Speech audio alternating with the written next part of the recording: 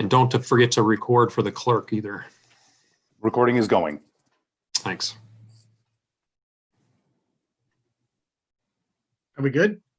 Yes. All right, very good. Good evening, everyone. I'd like to welcome everybody to the regular scheduled City Council meeting of Tuesday, July 28th, 2020.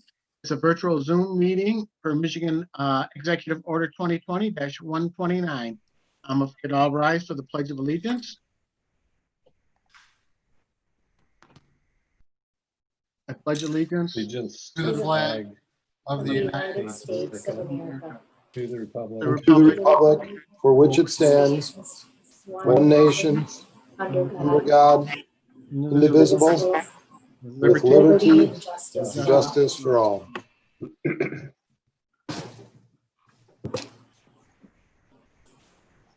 Thank you. Madam Clerk, can you call roll, please? Mayor Beagle, Present. Deputy Mayor Resnick, Here? Councilmember Behrman, Here. Councilmember Gotchall, here. Councilmember Grunland Fox, Here. Councilmember Sharp, Here. Councilmember Smiley, Here. quorum present. Thank you. Changes or additions to the agenda tonight? City Manager, do we have any from you?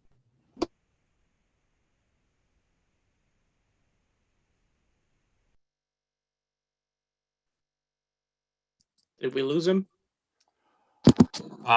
Sorry, I just muted myself accidentally. So, Madam Clerk, we had a correction to the minutes on one of our items. Is that correct? Yes, the consent agenda says that you are approving to receive and file the ZBA minutes of April 15th of 2020, but it's actually 2019.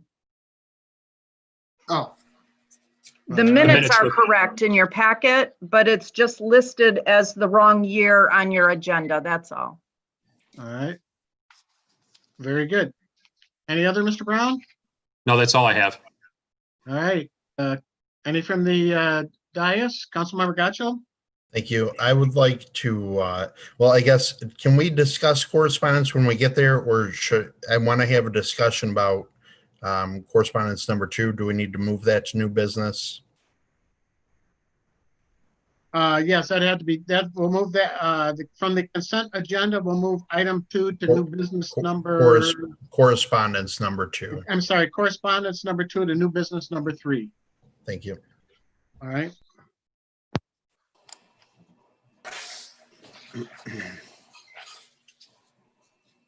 Your correspondence number 2, right? Correct. Okay, very good. Anybody else? Seeing none, we'll move on. Approval of minutes of the regular city council meeting of July 14, 2020. Do I have a motion? so moved. Support? Support. Thank you. Any corrections, additions, deletions? All right, seeing none, roll call vote, please. Councilmember Smiley, Aye. Mayor Beagle, Yes. Deputy Mayor Resnick, Aye. Councilmember Behrman, Yes. Councilmember Gotchall, Yes. Councilmember Grunland Fox, Yes. Councilmember Sharp, Aye. 7 yes. Thank you. We have one item under correspondence tonight. That's an update / FYI on various COVID-related funding requests and applications. Next up is the call to the public. I'll read the rules of the call to the public. It's limited to 5 minutes per speaker, addressing agenda items only. The public shall address the council during the call to the public, which shall be included on the agenda immediately after correspondence and again immediately after new business. The first call to the public immediately after correspondence shall be limited to agenda items only. A person shall not address the council in excess of 5 minutes unless the time is extended by a majority vote of the council present. Persons wishing to address the council shall identify themselves and their place of residence and shall state their reasoning for addressing the council. And all comments by the public shall be made directly to the council. And since this is an electronic meeting, there are 2 ways to be acknowledged if you have want to speak during the call to the public. One is *67, and the other, or excuse me, pressing *9 will activate the raise hand feature, or you can use the raised hand feature if you're on a video. Do we have any from the call to the public on the first call to the public? I'm not seeing anybody raise their hand yet. Okay. No one's raised their hand. All right. We'll move on then to city manager report, the departmental reports of June 2020. Do we have any questions? Deputy Mayor Resnick. One question on the water report. Maybe Tim can answer this. It's a June report. The FOG dates for the notices are February. Were those updated? Were those businesses approached again, or is that the old data? That's the data that for the PFAS. No, the fats, oils, and greases. Yeah, they haven't been resampled since then, to my knowledge. They sent out letters because of COVID, and then I'm not sure that we have any additional samples results yet. I think they did sample a couple times since then. So they are going out and resampling.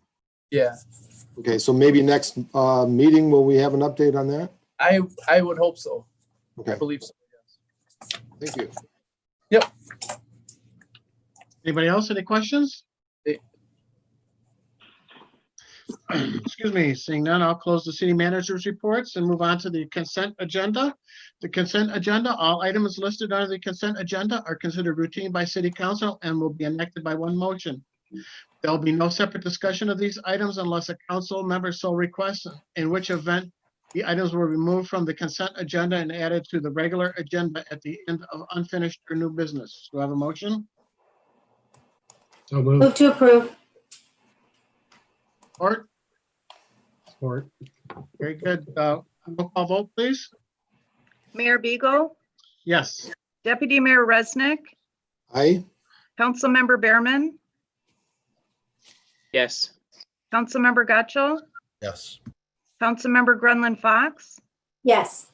Councilmember Sharp, Aye. Councilmember Smiley, Yes. 7 yes. Thank you.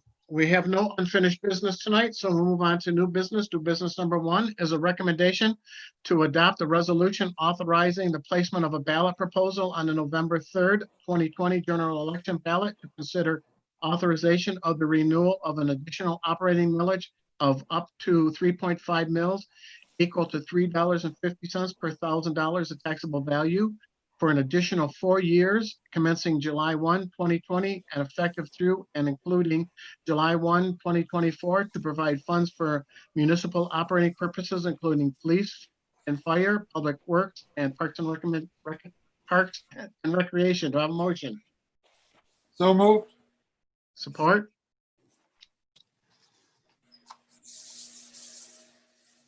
Oh, is that support? Support. All right, very good. We have a motion and support. Do we have any questions on this?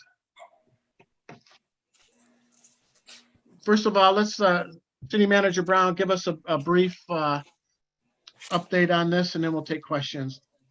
So as per the report that's in your packet, there's been an additional operating millage that's been in play with the city of Wixom since about 2013. The first approval was in the 2012 general election, which was for a fixed 3.5 mils. In 2016, the matter was addressed, I believe, 2 times, once in the primary vote and then in the general election again. In the general election, it was changed from the 3.5 fixed to up to 3.5 mils. And as such, that's for a 4-year renewal. That's expired with this current fiscal year collection. So if we're going to continue with that millage question in front of the voters for a renewal, we would need to have action for it on the general election. We don't need to necessarily have it at the general election, but the discussion that's been had amongst city officials, administration, as well as elected officials has been to do it at the general election when the most number of voters would have the opportunity to weigh in or would be likely to weigh in. So you have a measure before you requesting authorization to adopt a resolution that would place that ballot question on the ballot on that November election. And when I initially provided the documentation that came along with this, there was some concern about whether we should call it a renewal or not, and whether that would lengthen the the time required to get approval on it from the state. By hedging my bets on that, I decided to proceed with the language as it was, though my preference was to do it as a renewal, because truthfully, that is what it is. It was approved once already for the language that I'm putting before you for consideration tonight, which is again a 4-year millage for up to 3.5 mils. So we're basically doing the same ballot question, and as such could characterize it as a renewal. Subsequent to the package being put out to the council, we did get feedback from people that reviewed it at the state level that they could that we could go either with the renewal language or the original language as proposed. And again, my preference is to call it a renewal because that's more descriptive of what the situation is and more accurate given our situation. So subsequent to the packet coming out, I put out a revised version of the resolution, which was provided to you in a clean format as well as a track changes format. And that language does reflect a couple of changes basically in the header of the resolution to depict it as a renewal. In the actual question, ballot question language, it would be put before the voters. That reflects the new renewal language. And then there was a minor correction to the paragraph number 3 underneath the ballot proposal language that was required, whether it was the old language or the new language. So those are basically the 3 changes that should be reflected on the documentation that was provided to you. The additional operating millage aspect of things is just to fund all municipal operating purposes as described in the ballot proposal as well as in the report, which would include police and fire, public works, and parks and recreation. So it's just a general additional operating millage to supplement the charter limit that we are under currently. And then the last thing that I'd like to say that I consider to be very relevant on this is the total of our millage for the current fiscal year, which reflects only 3.0 of the 3.5 mils that was levied. That's been the case for 2 consistent years or 2 consecutive years where we have not leveled the maximum which was allowed under the prior proposal that was approved by voters in 2016. We've come in and used only 3.0 of those 3.5 mils that was available to us under the additional operating millage that was approved by voters. And then secondly, even including the 3.5 in the past, we were among the 10 lowest millage rates in the county for cities. And at our current level of 3.0, we're actually the 8th lowest millage collection among cities in Oakland County. So that's most of the relevant information that I wanted to cover. We're looking for support to put that ballot proposal before the voters for an approval or not at the November 3rd election. Good. Council comments, questions? Councilmember Gotcho, I think you had your hand up first. Sure. So I would first, I guess, like to bring up it or kind of touch on what the city manager touched on is that we have been operating at the 3.0 level last fiscal year and then the one that we just began a few weeks ago. So this is going on years 8 through 12 of special additional millage. And to me, it doesn't seem like we're making progress by going back to the ballot asking for the same amount as the last 2 times. And I know in reality, we've been at 3 instead of 3.5. I think the ballot language should reflect that. And I think that we should be at a cap of up to 3 mils, not 3.5. Looking at the chart that was included in our packet, at the 3 mil level, after all 4 years, there's still a surplus of funds of just below $200,000. So if we know that we can get through at 3 mils and still have a 6-figure surplus, I don't know why we're trying to go above that. I mean, I understand that we're having some state shared revenue cut, but we've got residents that had a lot of income cut. And I don't think it's, I guess, our best tact to go renew the same amount when we don't truly need it, as we've displayed by getting the rate down in practice the last few fiscal years. And even this year, we're operating with cut state shared revenue, and still we elected to go with 3.0.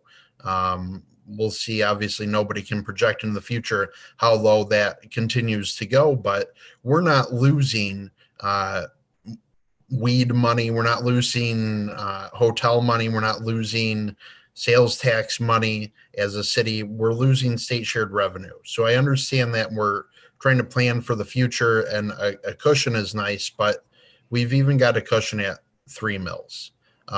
So I don't like the tact of going to ask for the same amount of money as the last 2 times. This is pushing the permanence of it rather than how it initially came about.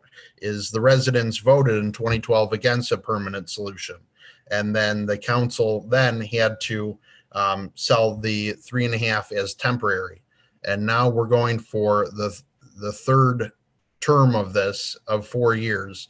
That's not very temporary.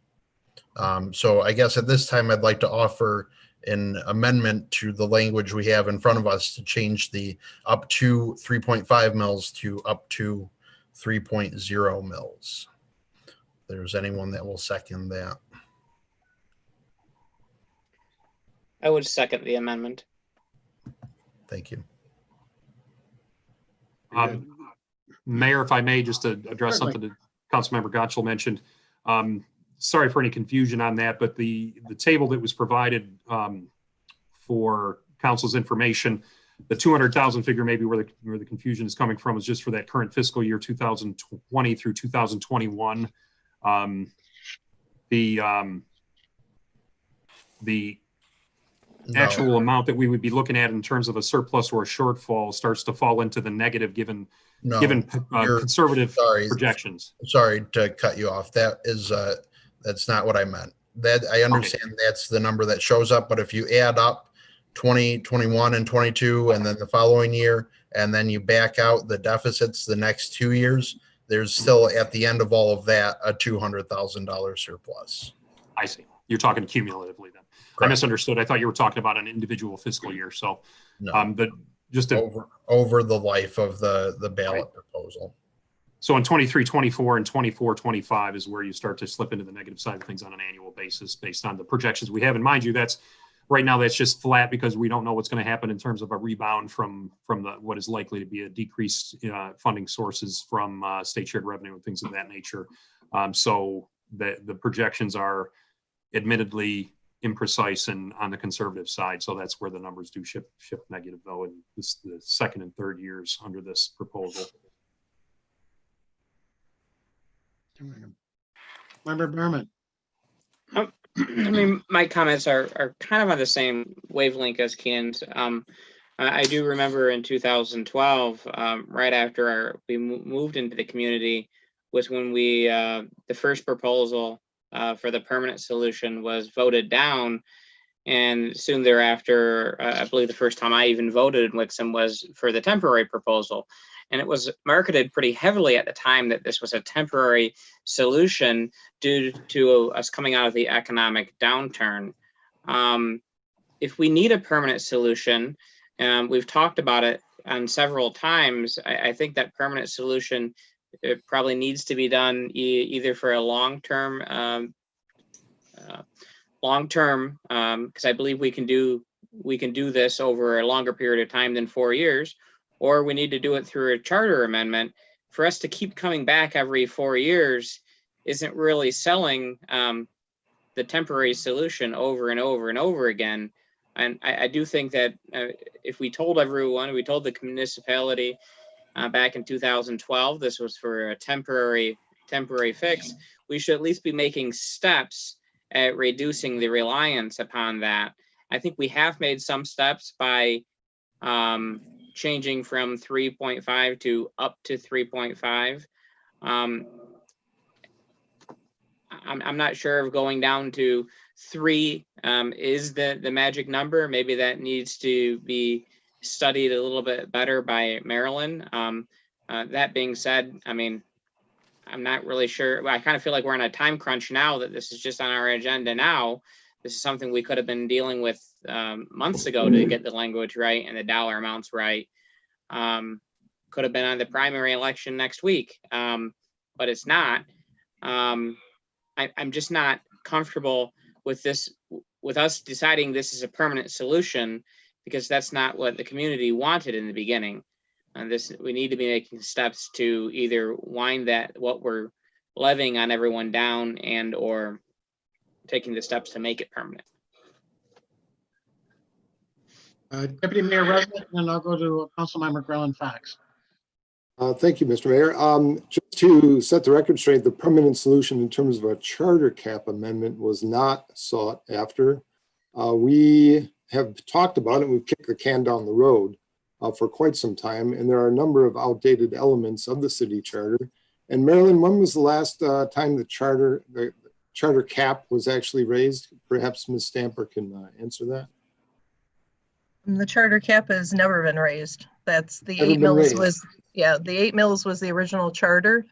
And that is also reduced to, I believe it's 7.5 something due to Headley rollback. So we Yeah. can't even levy the full 8 that's in the current charter. Correct. And when you think about that was 1988 when that charter was drafted, if I recall, right? That portion of it. And if it has not been changed since then, that cap is very, very outdated when you think of how many years, how many decades have passed. So a charter cap is required. In lieu of a charter cap, this is our only resolution, folks. This is our only resolution. We can go to the voters with charter amendments and take that cap and put it to the 21st century reality, right? And maybe 14 is the new reality. I don't know. We could sit down and do that, but there are several areas of that charter that need to be amended. And, do we do that all at once in one general election or primary election, or do we do it piecemeal? So I think the temporary solution is required in lieu of a charter cap amendment. So I'm very much in favor of continuing it and renewing it. Councilmember Grellen Fox. I actually have a couple questions. So one of the comments was about moving this out longer than the 3 years. But what would that look like? Well, it's for 4 years, but we could change the number of years that's reflected in the language if we wanted to extend it to a different number or to shorten it to a different number. It could be for 2 years, it could be for 5 years, it could be for 10 years. I would have to check to see if there's any kind of a limitation on the length or duration of it that I'm not aware of at this point in time, but we could check on that. But we could certainly lengthen it, I suppose, beyond 4 years or shorten it. And then the other thing that I want to make mention of, a couple different times it was mentioned, this permanent change. I think what you're alluding to is the fact that it's becoming permanent, but this is not a permanent change. Again, it's capped at 4 years by the languages before you. It does not make it quote unquote permanent. So that was my kind of part B to my first question is I didn't know how long we could go out that would be allowed. Can you only go 4 or 5 years? Can you go 8 years? Or I thought that there was a limit on how long you could go out for that, but I don't know either. And then my other question, for anyone watching, or even maybe for some of us council members. So when you look farther out, say to 23, 24, 24, 25, and you have a deficit in the budget or a shortfall in the budget, can you talk, Mr. Brown, about how you handle that? What you do when the expenditures are showing there are going to be more than revenue coming in?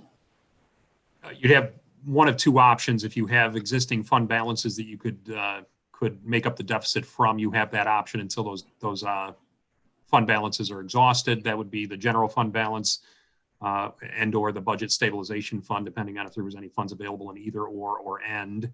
And if there is no money available in those additional funding sources, those saved for rainy day funding sources, then you'd be faced with cutting costs in such a way as to balance the budget, because you can't have a deficit budget that you pass as an elected body. If you can spend into existing fund balances and make the budget balance, you have that option. But once those fund balances would be exhausted, then you'd be looking at cutting services, whatever that may be. Could be personnel, it could be other costs, that would be required to be cut in order to present a balanced budget for adoption to the council. And Marilyn can correct me if need be. So. And the next question, I'm not sure if it's for Marilyn or for you or both, but given the proposal to the or the amendment to the motion to make the language say up to 3 mils instead of up to 3.5, in your opinion, would that take care of what needs to be taken care of in the next few years? Well, the projections show at 3 mils that the first 2 years of the hypothetical additional millage, if it was adopted by voters at 3 mils, hypothetically, you have a slight surplus in the second year, and then in the third year shift into the negative territory, and the fourth year into a pretty substantial negative territory. So that's the projections that we have in front of us. And again, those same kind of rules would apply if we have additional funding available to us in our rainy day funds, if you will, to take advantage of. We could balance those on a short-term basis, hoping for a positive change in the financial environment, maybe additional revenues or a change that would increase somehow other revenue sources for the city.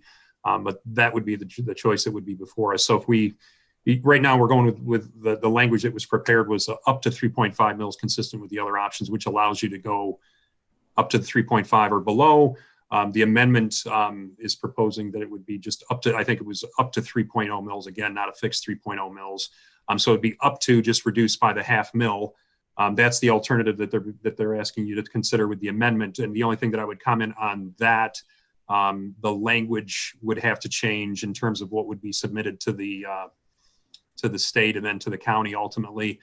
So I would need to get some creativity in the resolution adoption that you would be passing tonight if you go to the 3.0 mils, because the language would have to change to reflect that. But it's not anything that would be too difficult to figure out. Just on the fly, it would be difficult to figure it out. So the old language that I mentioned was before you initially set a flat point, 3.5 mils. So basically we would insert that 3.0 in lieu of the 3.5 in an up to resolution, but I would have to go back to that other language that was originally presented, because that would be a new proposal in effect and it would not be a renewal, right? So the language that I revised and put before you tonight reflects a renewal language that would not be relevant here because it's not a prior approved question. It's changed from up to 3.5 to up to 3.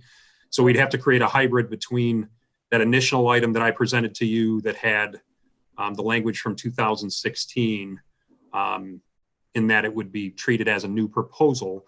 And then the renewal language would, the up to language of 3.0 would have to be inserted into that language, if you will, to come up with the language we would put before voters.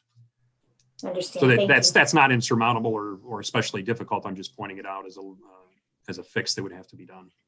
Okay, thank you. Thank you, Mayor. Yep. Welcome. Councilmember Sharp. I should give the floor to Councilmember Smiley. I think he had his hand up first. Oh, fine. Mayor's privilege. I'll get my Okay. turn. Thank you. All right. So my questions have already been answered. Thank you, City Manager Brown. I guess I support the amendment at the 3%. I think we need to go back and ask for the money. I think it's clear we have a need. I just don't think we need 3.5. And in this day and age, we're coming out of COVID. We're going to have uncertainty no matter what number we go with. It does feel right to give more money back to our constituents than to be asking for more, even if we don't need it. It just doesn't feel right when we've been budgeting at 3. Frankly, I thought the budget process was way easier than I was expecting it to be. The difficult decisions weren't there. The money is worst case projections. We had more than we needed. I just can't see asking for more. If we need more, we can ask later. Even at 3.5, we still have a deficit in 24-25. So that, you can't really use the deficit argument because you can't project out that far anyway. So it feels like 3%, if that's what we've been budgeting for, and that's the amount we have said we needed, and we've collectively said we needed, that's what we should ask for, is the 3 and not the 3.5. Thank you, Mr. Mayor. You're welcome. Councilmember Smiley. Thank you, Mr. Mayor. Yeah, well, projections are tough, and well, let me back up a little bit. We had quite the spirited debate about the amount of the millage 4 years ago. We discussed 2.75, 3.0, 3.25, never anything like zero or less than that. Not less than zero, but less than the 2.75. It went back and forth quite a bit. It was a healthy and necessary process. And I believe it was voted down at one point to 3.5. But we compromised. We added this up to addition to the language, and it turned out to be the best course of action. Obviously, having the ability to lower it 2 out of the 4 years. Our angst was a small price to pay, but I think Wixom won by having that process and that language tweaked. This allows us the flexibility to come in lower if possible. And I think it's important, that we obviously renew the millage and that we, have this flexibility going forward. And one other thing I wanted to mention, well, it's just more kind of the same. I'll skip that part, but I support the 3.5. The up to gives us that important flexibility, and with so much uncertainty in the world, we can use all the flexibility we can get. Thank you. And if nobody else has their hand up, Mayor, if I can make a comment quickly about something to clarify something. Based on what could or couldn't happen here on the vote among council members, I want to point out the language in the resolution, on the first page of the resolution in number 1 under the be it resolved. It does state that at least a 3/5 vote of its members elect to the council shall be to amend the charter to make this change. So hypothetically, let's say we had a 4-3 vote one way or the other. If we had a 4-3 vote against the amendment, we would then have to have I did the math, it's 4.2. So you'd actually have to have 5 people voting for it, since it's at least 3/5. So if the amendment were to fail 4-3, and then those positions remained unchanged on that, and the original motion was put up and passed 4-3, we wouldn't have the 3/5 vote necessary to put that on the ballot. So what I'm telling you is we need a vote of at least 5 members of council, one way or the other, for one or another proposal, and or it doesn't get put on the ballot. So I just wanted to point that out. Councilmember Berman. I just wanted to make it clear, maybe after my other comments, I wasn't sure if it was or wasn't. I 102% support us moving forward with a proposal with this on the ballot. I would just like to see us making some steps to decline that dollar amount, even if it's not 3, if it's up to 3.2, just something showing our residents that we're taking it seriously, and we're continuing down the path of trying to not rely upon this as much, especially with the fact that it was sold back in 2012 as being a temporary millage at that time.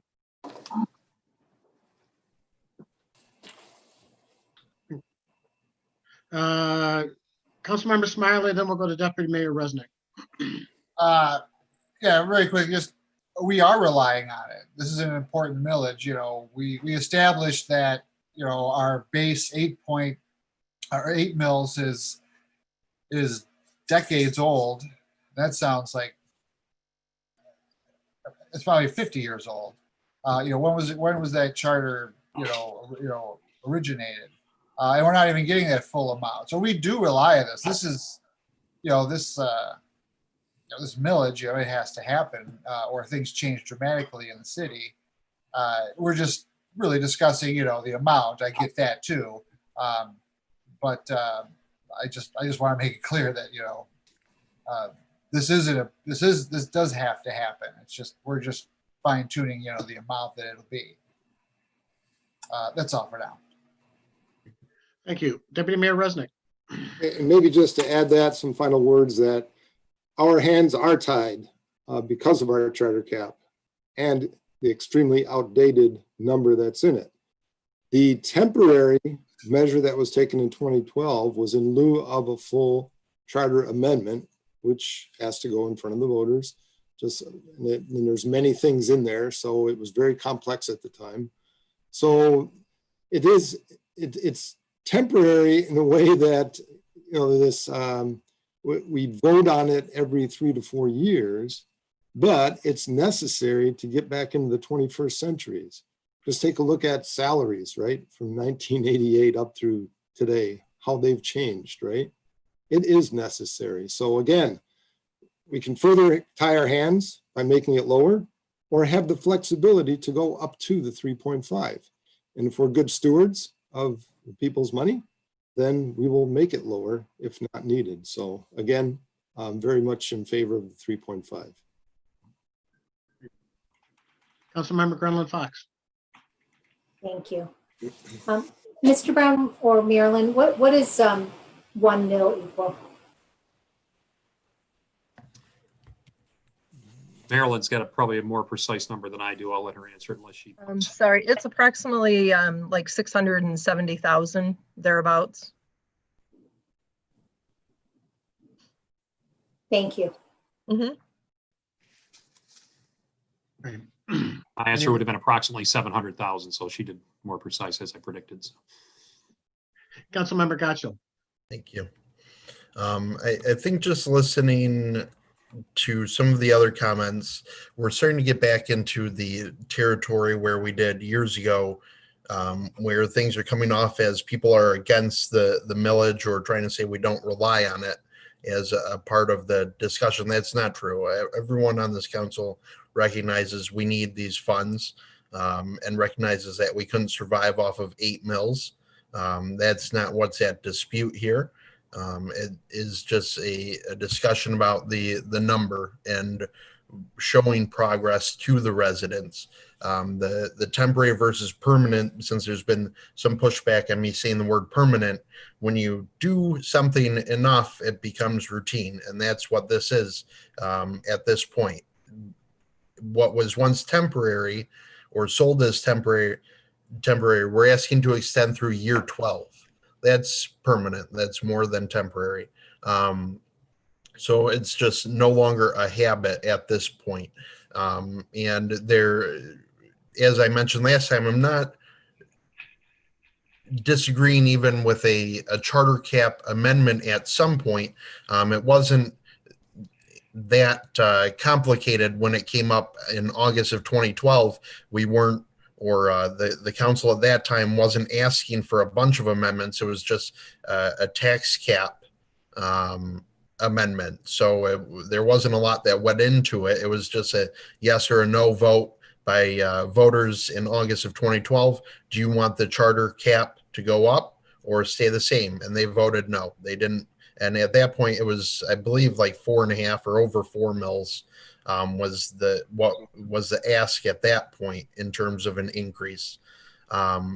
There's a recognition, and just as I did last time, going through in public records, our taxable value that we collect on residential properties against what we should be collecting SEV wise on residential properties, we collect 77% on average of what we should be getting, which means if Prop A and all of the frankly dumb things that were done in the past at the state level that are killing cities today didn't exist, our rate or our evenness would be 10.39. So it'd be an additional 2.39 mils to make us whole, essentially, based on the real property we have in the city now. So going for 3.5 is well above. And I mean, we've talked about how Headley and Prop A kill us and we have to deal with them. And other cities do as well. Even if those didn't exist, we're still living outside of the value we have in our city right now, even at 3 mills. We've proven that we can do 3 mills. There's still a surplus, even though there are 2 years of deficit under the 3 mill line in the table. If we want to put $200,000 aside into budget stabilization, then we more than cover ourselves for those times, years 3 and 4 of the ballot proposal. We won't have to dip in any more beyond that amount based on the projections we have. And I think the projections we have are probably worse than reality will be in a few years. So I would encourage, I know we eventually have to have a 5-person vote, but at least on the amendment here, I hope I'll have a few people joining me to vote to show residents that we are taking it seriously, and that we are trying to get the amount down. And then there's other things, like a few meetings ago I had mentioned increasing the local road millage, because we had water debt or wastewater debt fall away that was a little over $1 million. I mean, there's things where we can be bringing in revenue to the city for earmarked projects. Right now, this just puts it in the general fund. If we want to talk about improving infrastructure and fixing the damn roads, then we can do it that way, and actually earmark it with local road millage. But I want to signal to voters that we all take this seriously. We've been able to do it at 3, and we'll continue to do it at 3 or less in the future. Thank you. Anybody else? All right, Councilmember Smiley. I just the idea that we're showing the residents progress, and showing them that we're taking them seriously. I guess I don't quite understand that statement. I think we take this all very seriously, and we've demonstrated that by the last 2 years only going up to 3 mills. So I know I know Councilman Gotcha doesn't mean anything by it, but I guess I don't care for any implication that we're not taking this seriously, taken very seriously. That's all.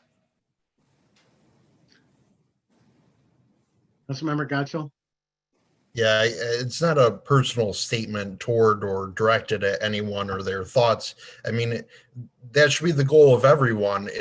I'm not saying that no one's taking it seriously, obviously, but I mean, it's the same way that changing the ballot language to put renewal on there. It's a sales job at the end of the day.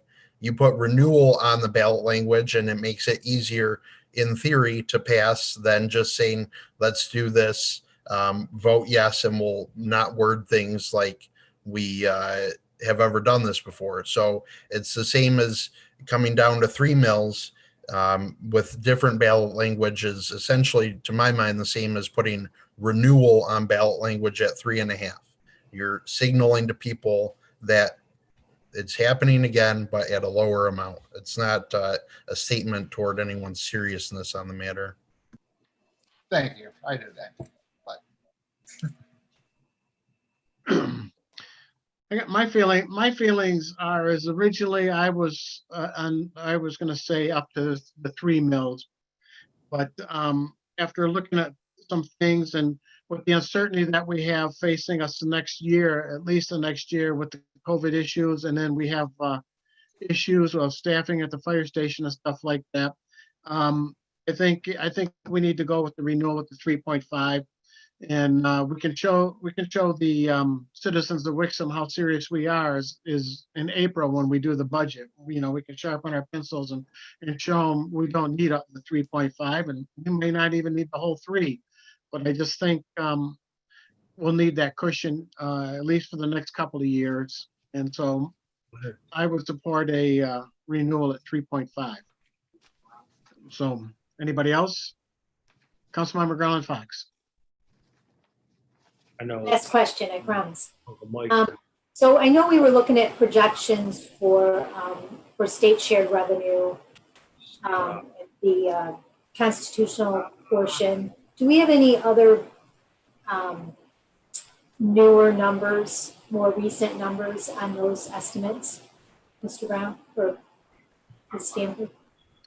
No, there have not been new numbers that have come out since what we used for the budget projections. I believe the state was going to be having another revenue meeting here shortly to hopefully have some updates on that. But as of right now, we still have those numbers, and reflected in the budget or these numbers that were used for this chart. That does include like bumping those numbers for state shared revenue back up in those future years. The only year we showed a decrease was this coming fiscal year, and a partial decrease the fiscal year we just finished. So these numbers, once you get out of this current fiscal year, it actually resumes a more normal picture.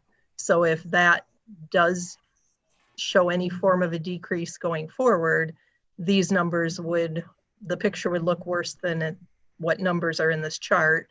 And I would like to say, since I'm on there, that was a good comment about the fire department, because we were looking at increases of, you know, a couple $100,000 if there were any changes to take place.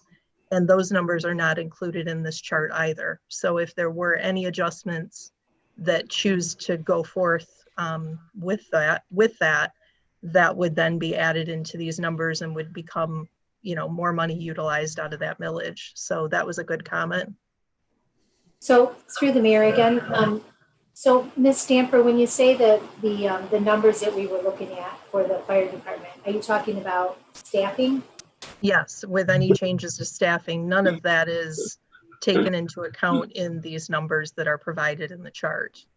So if any decision is made of that going forward, that would affect these numbers. It would, we would actually show less of a surplus in each of those years. Thank you.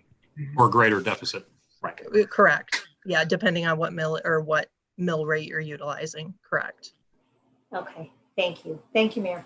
You're welcome. Councilmember Berman. Just a quick clarification question and one housekeeping thing. I think Jeff Roberts' mic is on, and I'm not sure if he wants us hearing him or not. I thought at the last meeting or on the budget, it was presented that we had a couple $100,000 left in the budget that would cover the firefighting if we wanted to go that way. So I guess if that was already, if there's a surplus in the budget now for that, now for us to do something, how does that change the chart in the future? Or is this getting above my head in finances? Right. If you look at the chart in the 2021 year, it shows a surplus of 200,165. So that would be what we were talking about at the time we were looking at the staffing alternatives, that was our current surplus. That would be enough to cover that. So any of these surpluses that are showed or deficits would be relevant to no staffing changes, just like the 200 shows in the current fiscal year. I was just commenting that would, any changes would then reduce that. So the 200 would become, you know, $10,000, just for example. And then that would carry through into those other years for a future expenditure. So to put a little bit of a finer point on it, if we have that surplus in 2021 of 200,000 and we were to incur an additional cost of 200,000, whatever the source of that cost would be, then you'd basically be at a no surplus in that current year, the way that it shows. And then the additional years with 567,000, if you're spending an additional 200 and potentially more, depending on what's happening from an inflationary standpoint, but you can reduce those numbers by additionally the $200,000 out from there, and you'd be in negative territory in the second year under a 3.0 mils scenario. And then you'd have a greater deficit in 23-24 and a greater deficit in 24-25 by the corresponding amount of the increased expenses as well, is what I think Marilyn was trying to get across. So what we're saying is, regardless of whether there would have been money available to cover that cost, those costs are not reflected in the numbers that are presented to you today. And if you incur additional expenses along that line or a different line, whether it's increased fire staffing or something else, your positive is going to get decreased and your negatives are going to be increased and occur sooner in the scenarios that are shown before you right now, all other things being equal. So what I'm hearing is, if we keep the language as is, we're going to be seeing down the road, barring no other changes, a request to use more than 3.0 in the future. Potentially, we could be or not. It depends on how accurate our revenue projections and everything else works out to be. But based on strictly the static numbers that are before you, in the third year under a 3.0 millage capture of an additional operating millage, you'd be looking at a potential negative number at that time. You could choose to incur that from your fund balance, or you could choose to up your millage rate if you wanted to cover that to 3.5 or 3.25 or anything else. There would be different options that would be available to council. These numbers are just provided as a static guess estimate as to what things would look like in the period of time covered. And what do you believe we need moving forward, Marilyn, since you obviously have a better grasp on this than? Yeah, I mean, my comfort level is still at the 3.5, just with those unknowns with staffing arrangements and what that may cost us going forward, or any other changes. And we still don't really have a handle on where our taxable value will be with the COVID-19 issues that we have going on. We don't know if that's going to affect our taxable values next year or the year after. So there's a few unknowns currently that make it a tough call. We're really, with the up to 3.5, we've shown that if we don't need to do it, we haven't done it. But it provides that flexibility to not have to possibly be looking at cuts in a couple of years if that were what we had to do, or having to go back out to ask for additional millage to cover the costs that we would need to provide the services. So it's a comfort level that I have, sticking with that 3.5 with some of the unknowns that we have. And then also recognizing that in fiscal year 23-24, several $100,000 that we're collecting back from the DDA for the repayment, that falls off. So that's revenue that we currently see coming in for a payback, but that payback's going to end because once they pay that debt off in a couple of years, that's a revenue stream that no longer will exist. So there's a couple things that just make me more comfortable with that 3.5. Thank you. Mm-hmm. And it's up to 3.5, just to clarify. Right, up to 3.5. And one more thing on that, the permanency question and all that. I mean, there's been additional tax capture that's been authorized by voters since 2012. That number has not been consistent since 2012. Since for the last 2 years, we've acknowledged that we've cut it from 3.5 to 3.0. So it's not been a consistent 3.5 over any period of time. In fact, the last 2 years, it's been consistently at 3 as opposed to 3.5.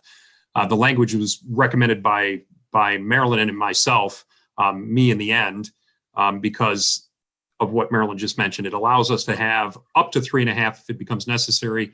But if we continue to not need the full 3.5, we can continue to keep ourselves in line at that 3.0 number or something different, depending on what circumstances dictate to us. So it does afford more flexibility, and it allows us to have a greater ability to address things that may be in the offing, as Marilyn mentioned, with what could be happening with COVID-19 impacts, with potentially a lot of businesses being severely impacted, potentially closing. Things could start to change from certainly from a sales tax revenue standpoint and state shared revenue, and from potentially taxable values that could begin to really impact our revenue streams in the future. So we're recommending the up to 3.5 language because it affords us that flexibility to potentially meet those circumstances in a better place. Thank you. Councilmember Sharp.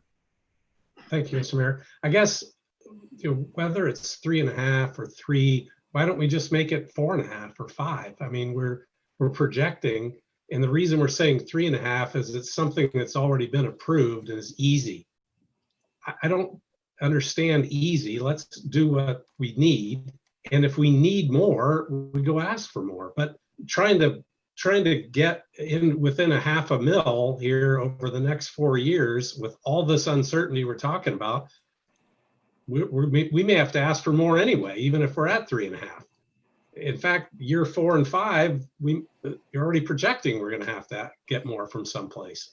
So I still would I liked Councilman Member Gottschall's comment about signaling to the taxpayers we're asking for what we need.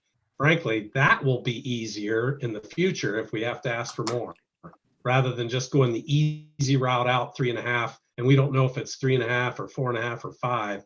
All I know right now is we need 3. Thank you. Welcome. Councilmember Cottrell. Thank you. I guess circling back to the fire department budget, and I guess I know we've talked about it, pushed it, talked about it, pushed it, and now it's on push. I don't understand why we're having this conversation ahead of that conversation. I mean, the state shared revenue is a big question mark, but we can't answer that one. That's not up to us. We can answer the fire department question. That is up to us. So I guess I would wonder, what is the last date that we're allowed to vote on something and have it appear on the November ballot? Because I seem to think it was like in August or September. Yeah, so just to answer that directly, the reason it's a little bit later in the game that I would like was a misunderstanding on my part of what was involved with the deadline. The deadline is actually August 11th for it to be to the county. And I thought that was the all-in, it goes to the county and we're good. But in fact, there are requirements to go to the state before it goes to the county. So there's a period of time that acting at this point in time will allow us to get those I's dotted and T's crossed and still have it on I should say before the county by August 11th so that it can appear on the ballot for November. You're at the end of the run for having it on the November ballot, short of a special meeting from council. And even if you have a special meeting from council, you're probably cutting yourself short of some time that might be required for that state review that I thought was going to be included after the county process. And in point of fact, it has to be taken care of before the county process on August 11th.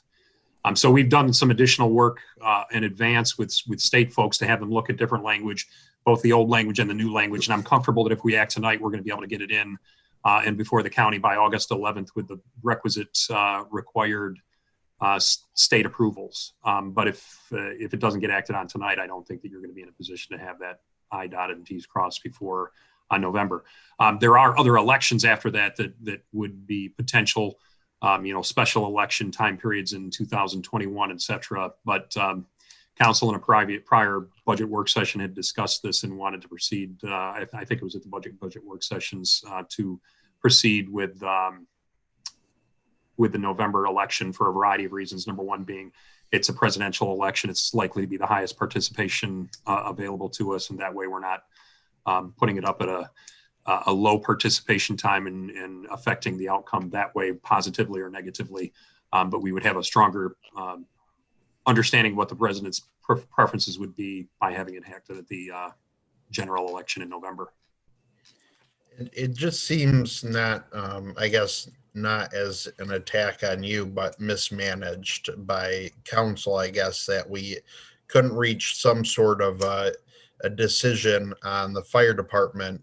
And now we're discussing this with self-inflicted question mark over where we stand and what we're going to need in the future. Sorry, go ahead. That's something that I would have liked to have seen come back to us for a final decision on before we got to this point. So just to quickly address the comment that was made about whether we need 3 or whether we need 3.5, and we don't know if it's 3.5, we don't know if it's 4.5. I think the statement that we don't know what that's going to be is an accurate one. I mean, short of having a crystal ball and getting every projection exactly right, you don't know what you're going to need. And that's the reason for the language being put up for you with this up to 3.5 mils. I don't know what the magic number was back in the day because I wasn't at the city at the time in terms of when that kind of number was first brought out. I'm guessing it was something that was going to put us in pretty much close to in line with the charter maximum that was originally, that was originally contemplated, like when we were talking about a charter amendment, right? But the charter amendment question that I want to kind of address too, if you were to do a charter amendment, like to raise the charter maximum to a number that might be inclusive of the 3.5, it's going to be whatever number you come up with, you'd want to include what the impact is vis-a-vis true upping the heavily impacted number that we're at currently with what the charter maximum is, right? So if you said, I want to take hypothetically a 3.5 charter amendment and say I want to add 3.5 to the charter maximum, that would be a greater than 3.5 tax increase. It'd be the 3.5 plus the true up from wherever we're at below Headley up to the charter maximum that was already in place. So that, I think, was, part of the concern on that front.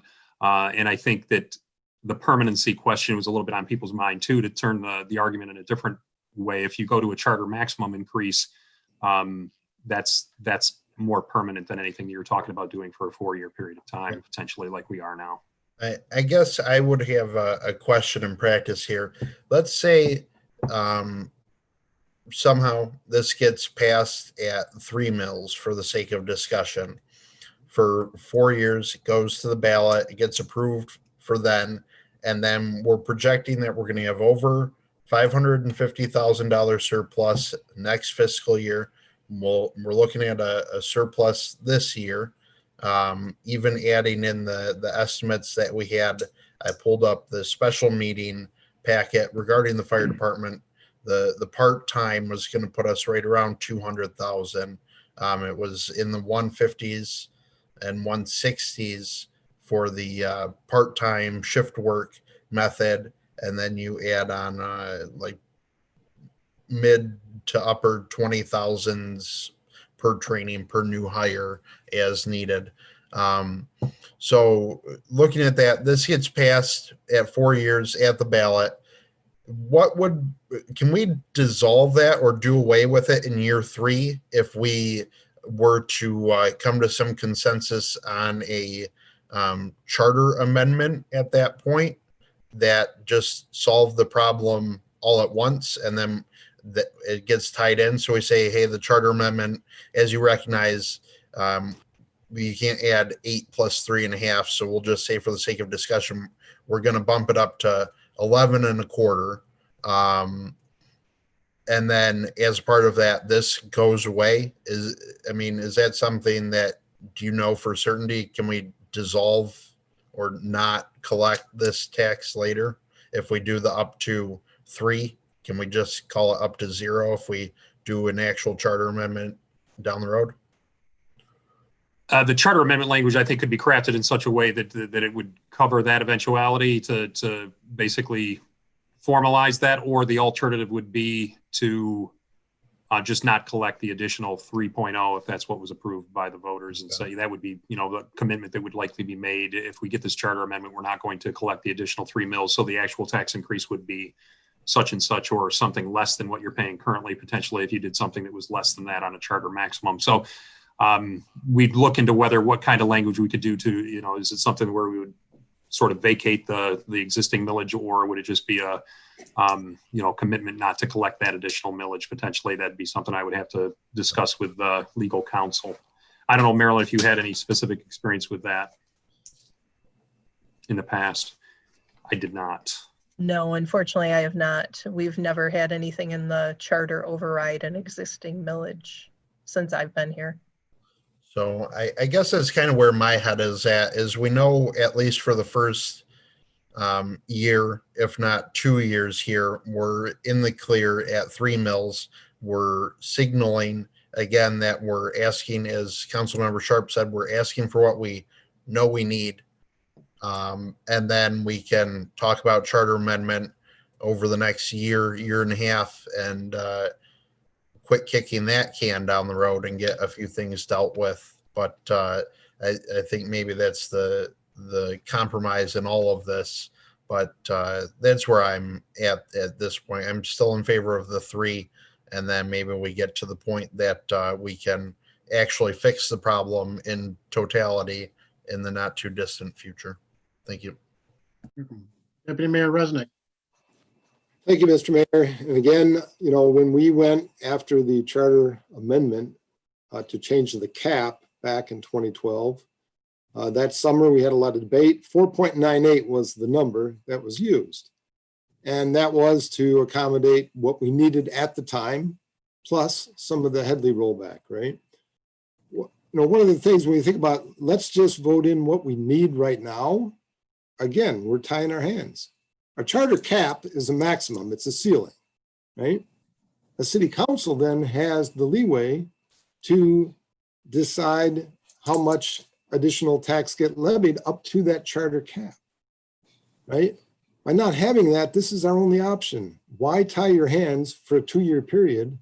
Leave it at up to 3.5. And if we only need 3 or we only need 2.5, we show fiscal responsibility by only using that much of it.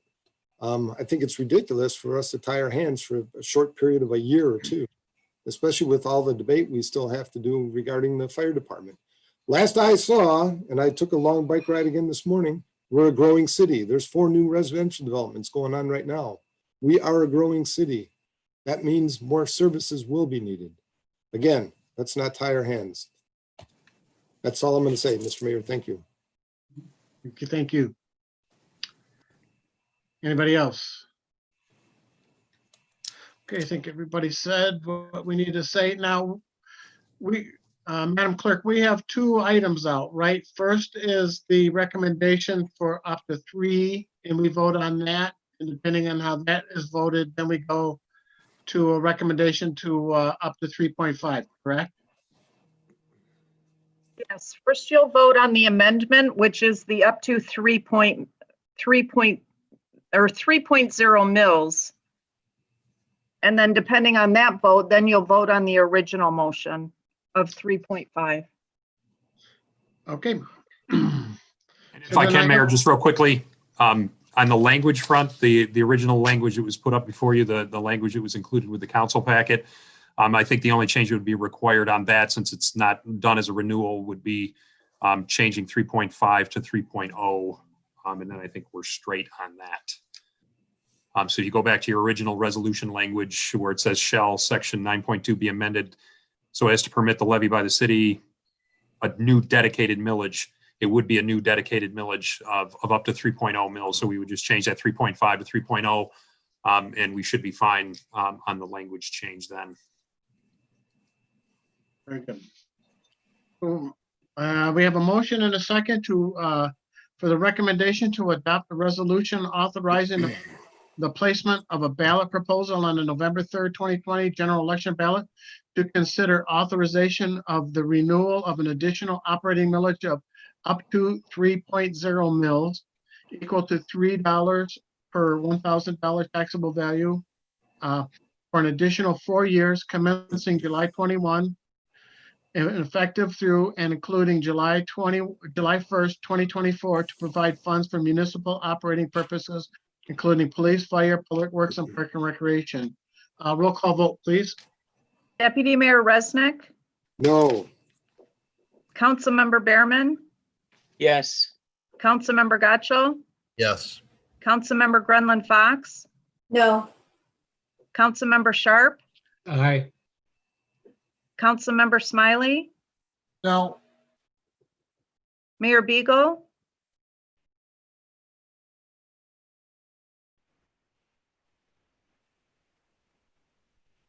Did you get your vote in there? No.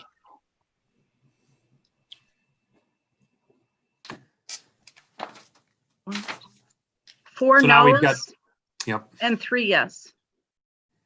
Okay. Motion failed. Okay, so now I have a recommendation to adopt a resolution authorizing the placement of a ballot proposal on the November 3rd, 2020 general election ballot to consider authorization of the renewal of an additional operating millage of up to 3.5 mils equal to $3.50 per $1,000 of taxable value for an additional 4 years commencing July 1, 2021 and effective through and including July 1, 2024 to provide funds for municipal operating purposes, including police and fire, public works, and park and recreation. Roll call vote, please. Councilmember Behrman, Yes. Councilmember Gotchall, No. Councilmember Grenlund Fox, yes, Councilmember Sharp, Aye. Councilmember Smiley, yes, Mayor Beagle, Yes. Deputy Mayor Resnick, Yes. 6 yes, 1 no. So that Thank does you. accomplish the 3/5. So we're set on that then. Thank you. Okay, moving on to new business number 2. The recommendation to waive the bid process and authorize the purchase of a 12-month subscription to proprietary web-based policy, training, and accreditation management software in the amount of $6,241.70 from Power DMS Incorporated of Orlando, Florida. Move to approve. Or, Public Safety Director Moore? Good evening, Mayor and members of council. I'm excited to tell you about the accreditation process that's taking place in the police department.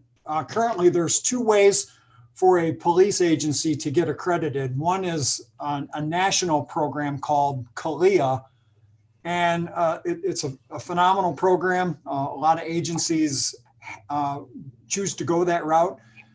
But it does require the agency to satisfy over 400 different standards. And for an agency our size, that would be a rather burdensome feat.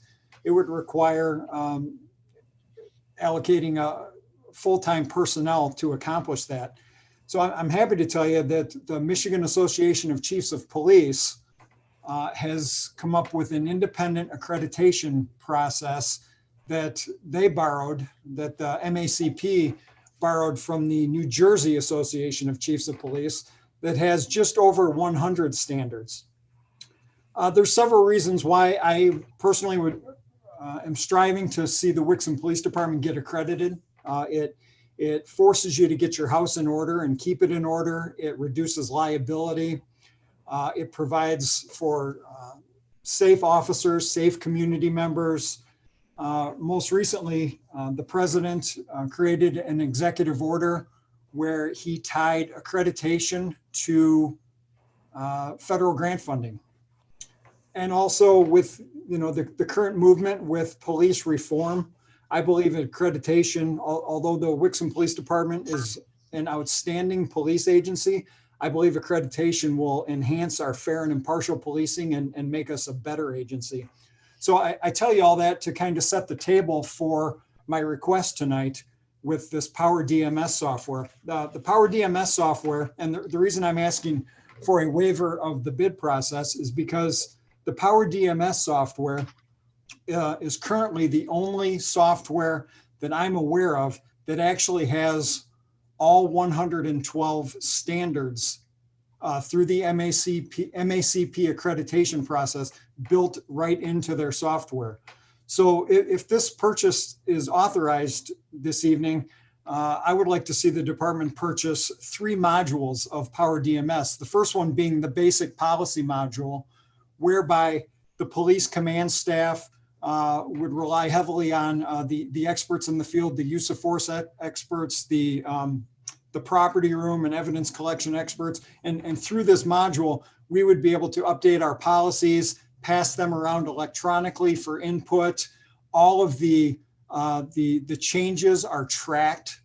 And then ultimately you end up with a finished product that gets pushed out electronically. So gone are the days of the 6-inch thick 3-ring binder. All the policies are going to be pushed out electronically. The other benefit to that is with the training module that Power DMS has, so that when let's say we push out the new use of force policy, the police command staff can put their collective brains together and create let's say a 10-question true and false multiple choice training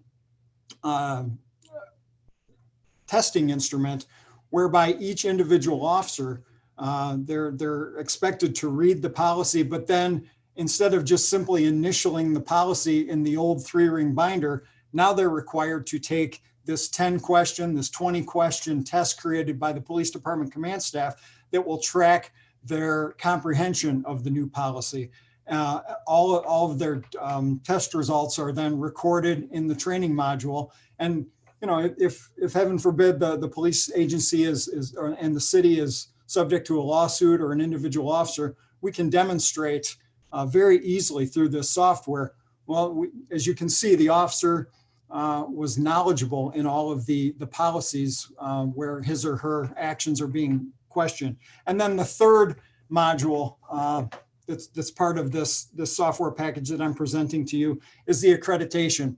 And essentially, that will allow the accreditation sergeant, who is going to be in charge of moving the department, spearheading it and getting us moving in that direction.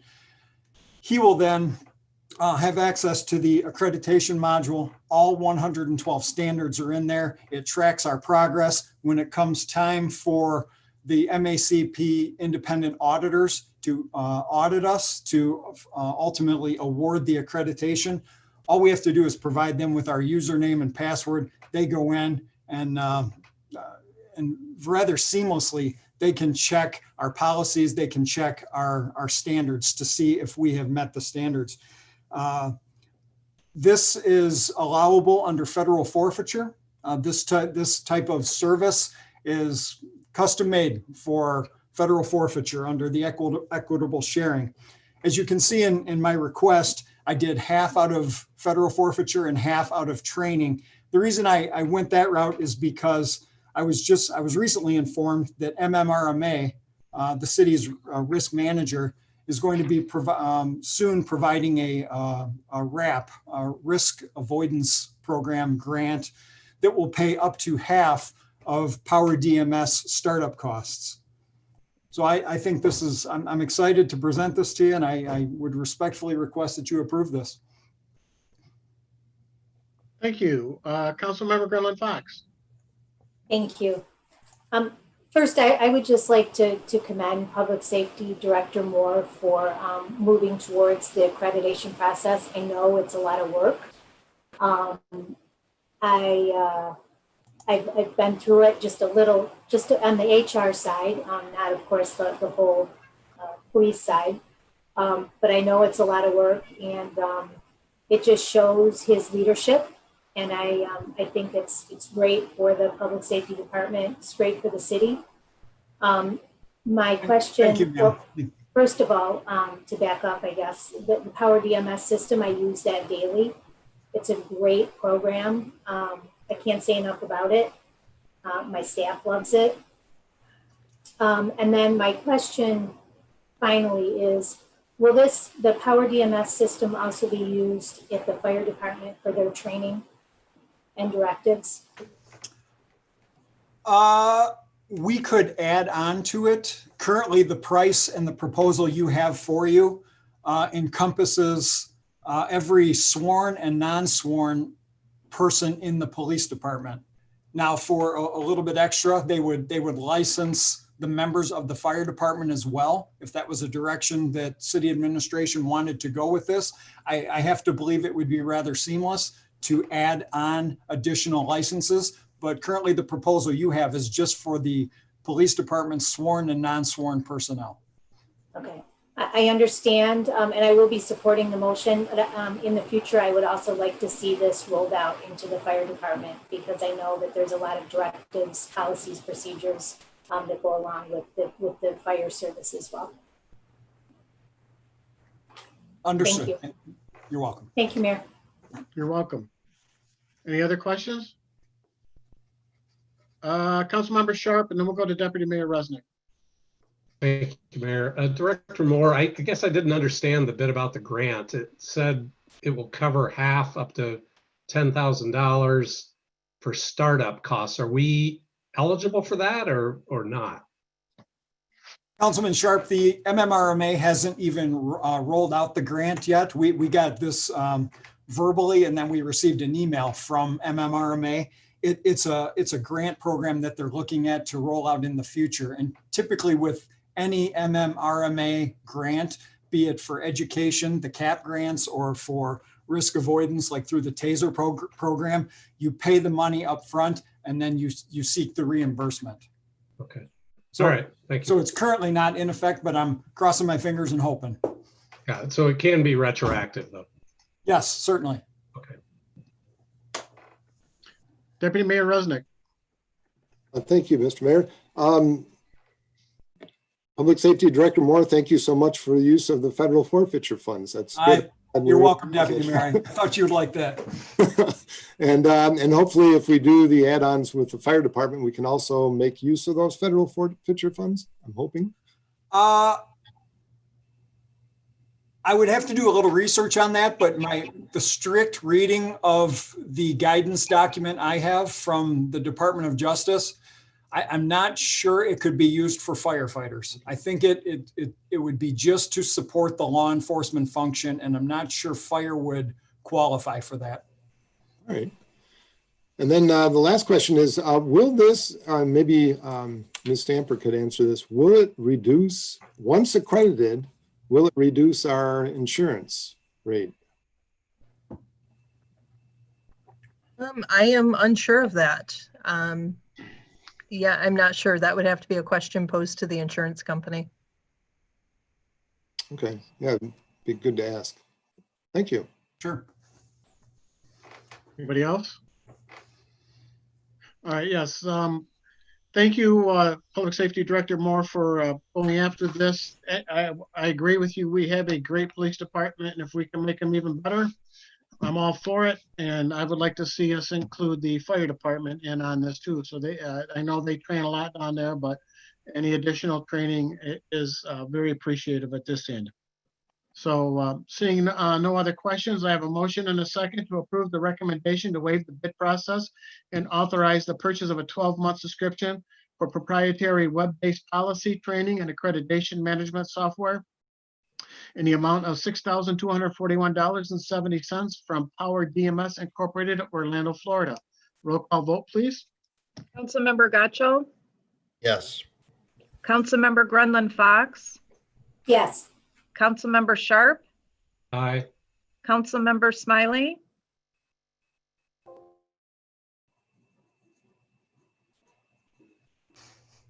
Sorry, yes. Mayor Beagle, Yes. Deputy Mayor Resnick, Aye. Councilmember Behrman, Yes. 7 yes. Thank you. you very much. All right, next up is new business number 3, which was originally under correspondence number 2, is the contract status with HRC. Councilmember Gaccho, floor is yours. Thank you. First, I want to thank City Manager Brown for finding this and sharing it with us. I know we've been asking for a while and questioning some of the bidding items, but in my read through of this, it looks like a simple retainer for attending meetings and some very basic questions, and then everything else is as assigned for an hourly rate. It is nowhere in here does it guarantee any number of contracts. It doesn't say we're going to give them every engineering contract that comes up during the duration of this. It is just a retainer for very minimum work and number of hours and attending meetings.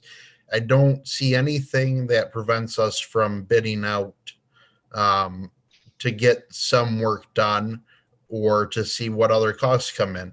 I mean, it's nice that we have this, but there's nothing that shows or prevents us from contacting other engineering firms in my reading of it to get bids on other projects. And it even says that HRC might help prepare the bids as a part of this agreement. So, or prepare the RFP in some cases for special projects and whatnot. So that's kind of why I wanted to move this out of correspondence for discussion, to see if I was the only one that read it that way. But to me, this is kind of like, I know a few of us have questioned giving out bids without, or I guess contracts without bids, and this doesn't look like it prevents us going out for bids. So I think I at least would prefer to see a few projects get bid out for engineering costs just to see. I mean, the pattern might arise where HRC is consistently the cheapest or the most well-equipped for the project, and that's great. But we don't have an answer to that question until we check who else is out there and what they're offering. Thank you. If Mayor, if I can, before you Sure. address anybody else, just real quickly, I want to FYI something. Nancy Faught, I believe, is on the phone call, and I wanted to notify Rob that that was the case. So if there's a number out there of 3317 on the last four, that's our representative from Hubble, Roth and Clark that's on the call, just as an FYI, so we can recognize her if need be. And that's all I wanted to interject quickly. Thank you. Okay, very good. Thank you. Yep, and I do see there's the number with those last four numbers on there. Councilmember Berman.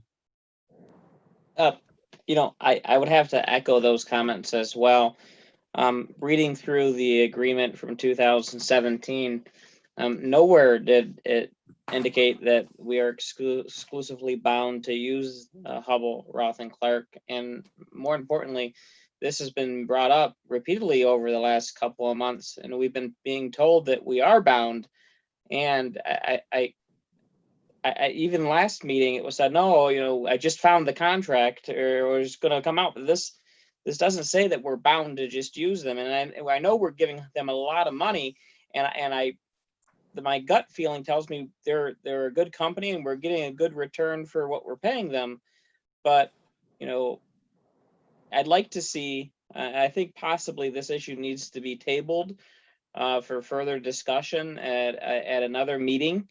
For us to have some more information, but I'd like to see, like, in aggregate, what are we spending on them each year?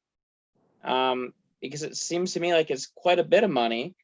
The only other thing I could find in our minutes was some engineering work that was done on the parking lot with a different company. Donated engineering work. That was donated. Was it donated? But I think we at least owe it to make sure we're getting a good return on our investment, especially when we're talking $100,000 projects.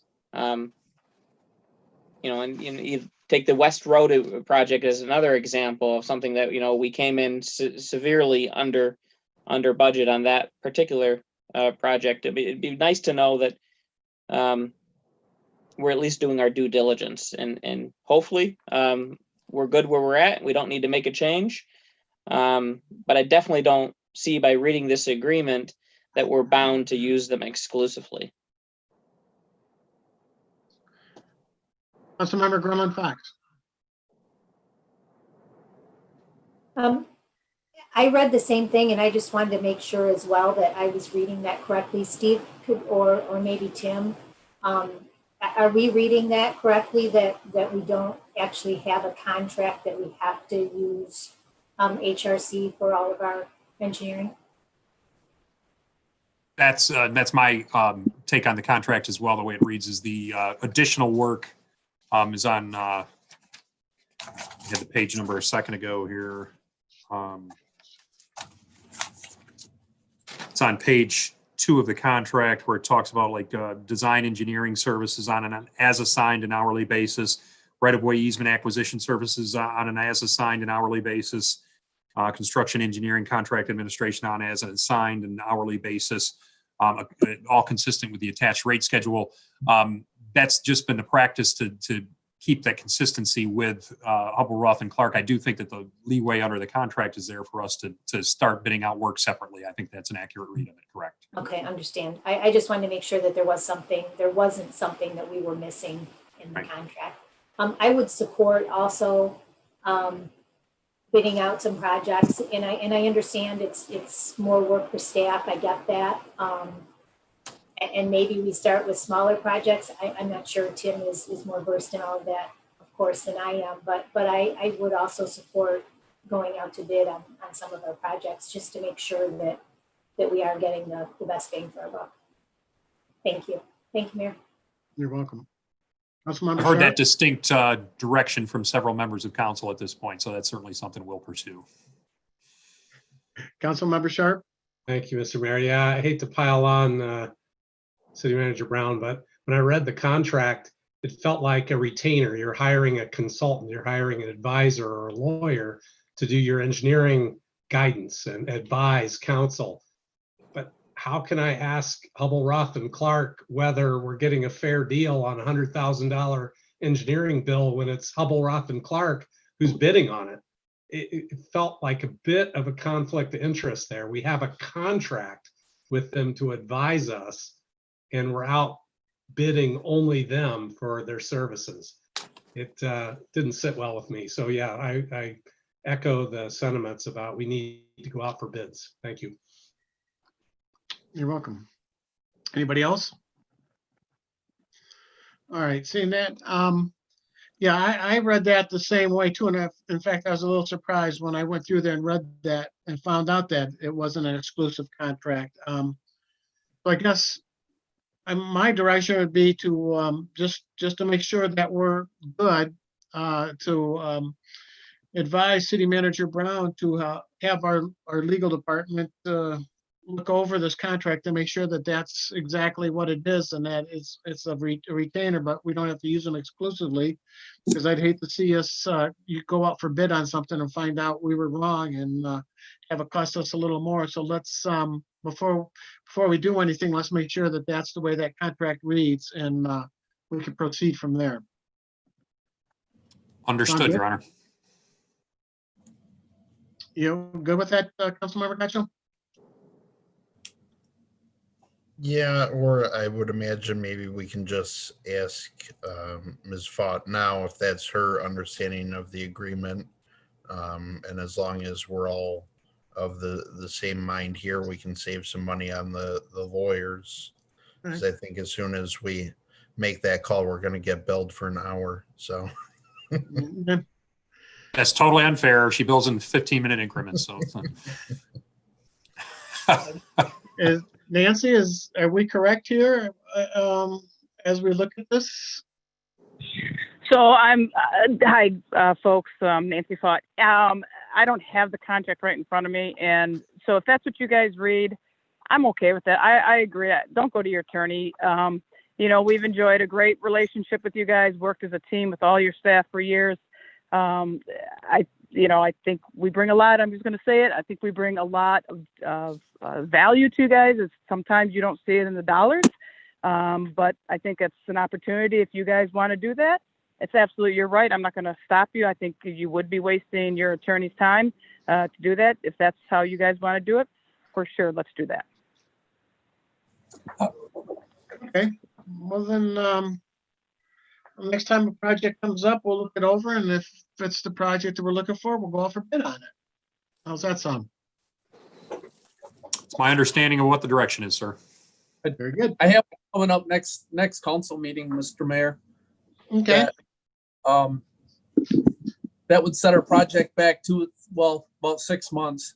And if I may present that next week or next council meeting prior to bringing them out to bid. I mean, we plan years in advance for some of this stuff, and losing the engineer that we've been working with for 20 years is a tough road to hoe on certain Tim, projects.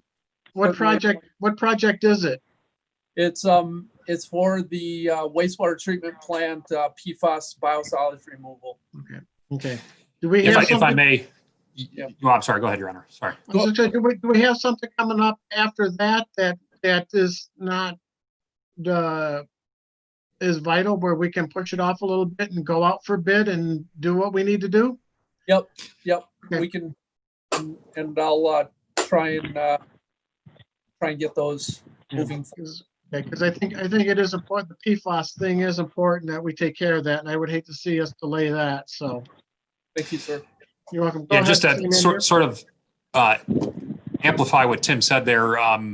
So I do want to be clear with council that we're going to look for the right opportunity to bid something out that makes sense, to do that as an interim step. And there'll be some things such as what Tim's mentioning where maybe that's not the greatest example of that, but I'm sure we'll have some work coming up that would be appropriate for that. And we'll be looking to take care of that at that point in time, I can assure you. So yeah, we'll look for the right opportunity to start that practice and then go from there. Very good. We good? All right, we're moving on to the second call to the public. Calls to the public, the rules are the same as the first time. Do we have, Rob, do we have any public that would like to do a call? There is one, there is one caller right now identified as call-in user 3. I will unmute you.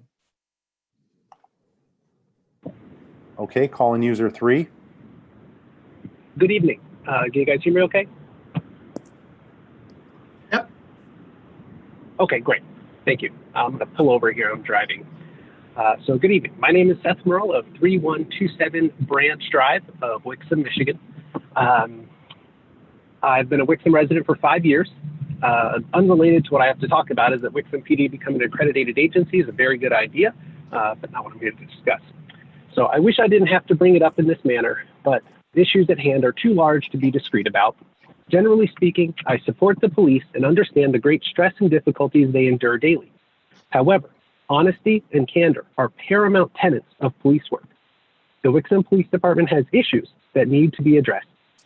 First off, do you know that they do not have a complaint form? Becoming an accredited agency will likely require this, including a numbered tracking system for complaints. Part of that is what this relates to, and I believe many complaints are being shoved under the rug along with reports. Secondly, and more importantly, reference case number 20-4268.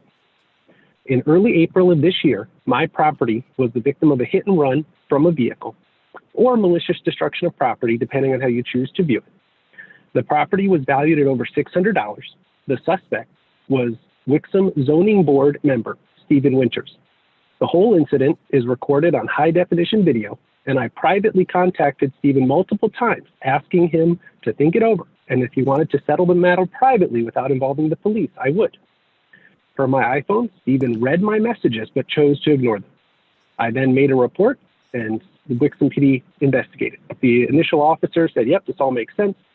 Then Sergeant Caldwell looked into it. Sergeant Caldwell determined that it could not have been malicious destruction of property because Stephen Winters said that it was an accident.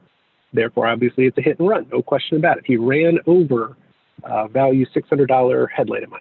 It was on the ground, but it was off the road. It was on my property. Doesn't matter. Anyway, so Sergeant Caldwell encouraged me to take Stephen Winters to small claims court. I disagree and believe if Wixom PD doesn't believe it's a malicious destruction of property, then it must be a hit and run, where Stephen needs to be issued a traffic citation for hit and run accordingly, and I'd be provided his car insurance information so I can be reimbursed the $600 of destroyed property. Last week, since Stephen Winters has continued ignoring my correspondence, it's clear he believes he'll get away with this. Therefore, I again contacted Wixom PD and spoke with and emailed Lieutenant Bradley. At the very least, I asked for Stephen's car insurance information. Just today, Lieutenant Bradley actually responded and said, quote, I'm attempting to get additional information for the report, parenthesis, insurance company and policy number. I will let you know the outcome of that attempt. This wording sounds like very unsure, and then Lieutenant Bradley will come back later and say something along this, I tried, but he didn't call me back. I couldn't get the information. And it's mind-boggling to me that it has taken this much effort to get any positive progress. Changing gears, for the third and last matter for tonight, reference case numbers 16-2388 and 16-1311. This was a case about a trespasser, Jonathan David Bird, who was using my home's property to gain access to fishing on Loon Lake, which is in my backyard. I initially called Wixom PD in February of 2016 when Bird appeared to be trespassing on our neighborhood's private lake access directly next to my home. Our private lake access has it posted for residents only and no trespassing. I learned from this incident that Bird, though did not live in the neighborhood, has permission as a guest from a homeowner, so that was my mistake.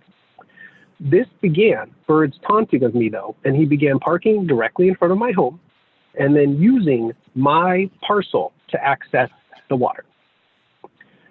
So I documented his footsteps in the snow from the first time, which he went straight down my driveway, right into my backyard. And then I looked up the Michigan trespass laws and learned that if the trespasser had not been personally trespassed, no legal action could be taken. Therefore, I had to wait to see him again to tell him he couldn't be there and that he was trespassed. So this happened, and it was right at dusk, and unfortunately the iris on my phone where I videoed it, everything was very dark. But he did respond to his name. There's no question that he, at that moment, knew he was never to return to my property and that he was trespassed. Some days later, I don't remember exactly how many, Bird returned to my home, and my home surveillance system recorded him park in front, where he usually did, and with minutes, he was standing directly in the center of my backyard, fishing from my grass out into the water. There was no question he knew whose property he was on, and he just thought he was being slick. I then compiled the videos, photos, and timeline and provided it to Wixom PD. A week later, Detective Stowinski called me to say, quote, or roughly quote, "You got him. Your videos were excellent. You did everything right. However, Jonathan seems like a good guy. I've never had contact with him before. He was apologetic and said he'll never come back and will stay away. Would you be willing to not prosecute?" One second, you have 1 minute left, please. Okay. I agreed not to prosecute since all I really wanted was peace and privacy. In October of 18, out of curiosity, I Freedom of Information Act requested myself as any reports containing me with the Wixom Police. I could not have been more surprised when I read Detective Stowinski's narrative, where he wrote that my videos did not show Jonathan on my property, and that Jonathan stated he had never been on my property, and that the case was closed. No mention of the phone call or asking me not to prosecute. I still have the videos and will gladly show them to counsel. There's no question as to who the person is or where he was standing. Why Detective Stowinski would provide details that conflict with hard evidence and reality is beyond me. I can only assume a culture issue within Wixom PD and a desire to keep crime numbers artificially low. I will be back at the next meeting with more stories, though I wish I didn't have to. Thank you for your time. Thank you. Anybody else for the call to the public, Rob? No one else has their hand raised at this moment. Very good. I'll close the second call to the public, move on to city manager comments. Mr. Brown.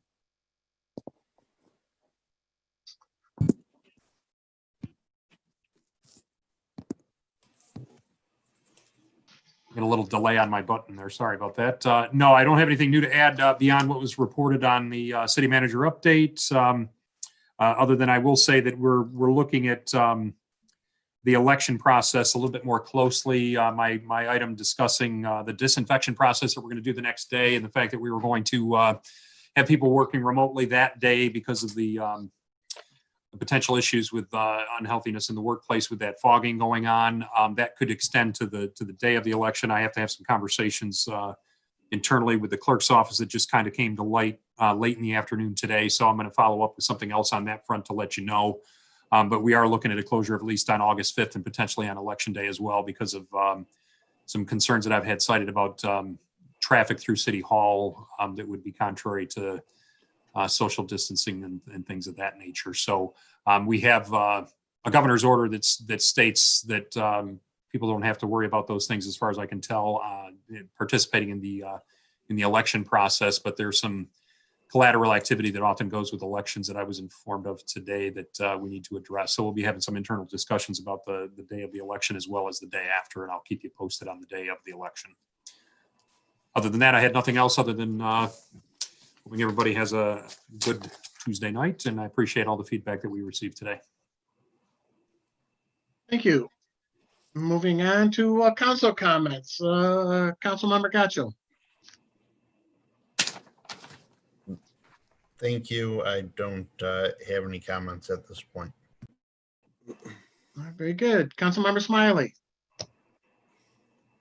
Thank you, Mr. Mayor Beagle. Couple of items. My condolences to the family of former city clerk June Buck, who passed away recently. I was told she retired from the city in 1999, but does anybody know how long she had been our clerk? That long, okay. Anyway, my condolences, and it just it's worth mentioning, that June has no relation to our current lovely clerk, Kathy. A couple other things I mentioned during discussion of the millage renewal that we lowered the mills to 3.0 the past 2 years. I fear I'm being too generous to myself. I give most of the credit to the city staff for pulling that off. Namely, Mr. Brown and Marilyn Stamper, many others. They did a great job. Finally, primary election is a week from today. I encourage all to get out and vote. And good luck, and God bless Kathy and Crystal and staff and all the volunteers that they have a very smooth day. Thank you. That's all. All right, Councilmember Berman. Well, I was just going to mention three quick. First and foremost, if you all haven't had the opportunity to go over and visit Drafting Table Brewery, the way that they've set their facility up with the outside seating, that's a direct result, I think, of that motion we passed a couple weeks ago, giving them the ability to do that. It's really nice that they've been able to increase their seating to almost their number pre-COVID by having all those outdoor seatings, and I would encourage you all to stop by and see that, and hopefully more of our restaurants in the community can do something similar to that. I did this last week have an interaction with our building inspectors through, what is it, Safe Built. Both of the inspectors that came out to my home to inspect the work I had done were extremely professional. And it was nice to see that we have a relationship with a company that operates in a professional, timely manner as they did for my inspection. And lastly, oh, that was number 3. So get out and vote. And thank you very much. Long meeting, but I think we had tonight. All right, Councilmember Sharp. Thank you, Mr. Mayor. I only have one question for City Clerk Kathy Buck. Can I still get an absentee ballot? It occurred to me I'm not going to be in town next week. Yes, you can. If you would like it mailed to us, the deadline is 5 o'clock on Friday afternoon. You'd have to submit an application. We are going to be open on Saturday from 8 a.m. until 4 p.m. If that works for your schedule, you can come in and take care of all of it. Or you can come in tomorrow or Thursday. Okay, yeah, I'll come in tomorrow. Okay, thank you. That was all. Thank you, Mr. Mayor. Thank you, Kathy. Sure. Councilmember Glenn Fox. Thank you. First of all, I'd like to thank Steve and Marilyn for all the work they did on their submissions for Wixom to get reimbursed through FEMA, as well as the CARES Act. I know it was a lot of work, and I just appreciate them doing that. And hopefully the city will see some of those monies come back to us. Then I would like to also express my condolences for Ms. Buck's family, as well as congratulate all those celebrating work anniversaries, and just thank them for all of their service and hard work. Thank you. Welcome. Deputy Mayor. Your Honor, if I can say quickly, Sure. in a reaction to Tia Gronlund Fox comment there, Councilmember Gronlund Fox and myself were on the phone quite a bit during this process, me trying to take advantage of her full-time professional expertise in HR, and her probably just to vet the stuff she already knew to see if we had learned anything differently. But she was very helpful in assisting us in making sure that we were aware of deadlines and communicating with how things were being handled at her professional full-time gig. And we appreciate her assistance on that. And it was certainly a big part of our thought processes as we went into the various applications that were completed through the finance department. And there was an item on that. It was over $500,000 of reimbursement that could potentially be coming to the city on this. So it's we'll see how that works out in the long run. But it's a large sum of money that could potentially help offset some of the negative aspects of revenues that we've discussed in the future. So we'll be keeping an eye on how we do on our applications. But I wanted to say thank you to Councilmember Gronlund Fox for all her help on it. Thank you. You're welcome. Deputy Mayor Resnick. Thank you, Mr. Mayor. One thing, City Manager Brown, for Friday's Wixom Blast, would it be possible to get something on, first and foremost, preparation for in-person voting, like bring your own pen and reminders about distancing and stuff like that? I don't know when you finalize that blast for Friday's email, but it might be worthwhile to do that, prior to the election anyway. Yes, that gets prepared and scheduled overnight. So it gets done on Thursdays and is scheduled for delivery early in the morning on Friday. So that will definitely be within the time frame, and we'll take care of that. Yep. And there's just some simple things like bring your own pen that could speed things up. Right. All right. The other thing, I don't know, for those of you that have been out and about in the city, in addition to the demolition of the house, we now have the safety path on the south side of the trail that connects up, and the temporary sign there directing people. And I saw a lot of folks now that are actually looking at it, reading the sign, and heading south to the light at Pontiac Trail. So I think from a safety standpoint, that's great. Also, the DIA Inside Out 2020 program. For those of you who've been on the trail recently, mile 50 by Gunnar Matala is a really nice replica of the painting by John Randall Brett. It's called Viewed Sands at Sunset. Get out there and look at those. There's 4 of them on our Michigan Airline Trail from the DIA program, and I think that's really cool. And the last thing is, I've talked to a lot of our area, restaurants and small businesses, and again, a plea to all residents to abide by the governor's orders regarding masks inside public places. They didn't make up the rules. They just need to enforce them. And I understand from a lot of business owners, they're still getting flack from people. So please respect the proprietor and their business. And that's all. Thank you, Mr. Mayor. You're welcome. Yep.